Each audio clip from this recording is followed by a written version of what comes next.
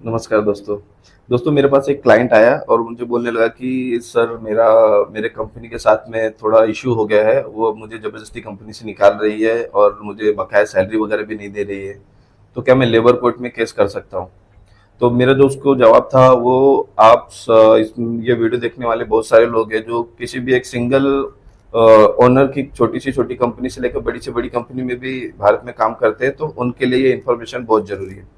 तो देखिए होता क्या है कि आप लेबर कोर्ट तभी जा सकते हो अपने मालिक के खिलाफ या कंपनी के खिलाफ जब आप वर्कमैन के डिफिनीशन में बैठते हो। तो सबसे पहले हमें जानना बहुत ही जरूरी है कि आप वर्कमैन हो या नहीं हो। तो वर्कमैन कौन होता है? वर्कमैन इंडस्ट्रियल डिस्प्यूट एक्ट 1947 में सेक्शन 2 में डिफाइन किया गया है कि ऐसा कोई भी इंसान जो कि काम करता हो, स्किल अनस्किल्ड वर्क, जो कि टेक्निकल टेक्निकल काम करता हो, जो कि क्लरिकल काम करता हो, यहाँ तक कि जो कि सुपरवाइजर का भी काम करता हो, एज अ सुपरवाइजर काम करता हो, वो भी वर्कमैन के डिफिनेशन में आता है।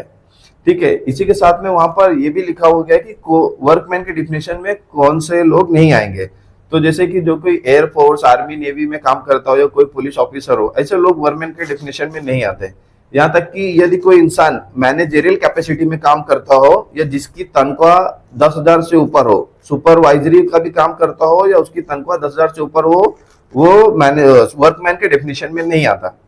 तो अब इसमें होता क्या है कि कंपनी वाले जो होते इसी बात का फायदा उठाकर बहुत सारे लोगों को क्या कर देते थे, मैनेजर का पोजीशन कर दे देते हैं, उनके जो टाइटल है उसके आगे मैनेजर लिख देते हैं। और सैलरी तो आजकल आप जानते हो 10,000 से ज्यादा ही लोगों की होती है, वो वर्कमैन हो या चाहे मैनेजर के अंडर में काम भी करता हो तो भी 15-20 हजार सैलरी होती है। तो माननीय सुप्रीम कोर्ट ने इस चीज को बहुत सारे केसों में ऑब्जर्व किया जहां पर ये कंपनी की ये चालाकी इस्तेमाल की जा रही थी। तो माननीय सुप्रीम कोर्ट ने क्या किया, उन्होंने निश्चित कर दिया कि ये नहीं देखा जाएगा कि जो वर्कमैन है, जो एम्प्लॉय है, उसका टाइटल क्या है या उसकी सैलरी क्या है, बल्कि ये देखा जाएगा कि उसका नेचर ऑफ वर्क क्या है, कि वो क्या काम कर रहा है, वो सच में मैनेजर है या नहीं है। तो अब आप समझ गए होंगे कि आपकी कंपनी के साथ में कोई भी विवाद होता है, वो जबरदस्ती आपको काम से निकाल रही है या आपको सैलरी वगैरह नहीं दे रही है, कुछ भी इशू हो रहा है, तो आप एक अच्छे से लॉयर से कंसल्ट करें। आपके वर्क टाइटल के आगे मैनेजर भी लिखा होगा तो भी इससे कोई फर्क नहीं पड़ता है। आप अच्छे से लॉयर को कंसल्ट करें, वो आपको बताएगा कि आप as a workman labour court में अपनी शिकायत दर्ज कर सकते हैं या नहीं।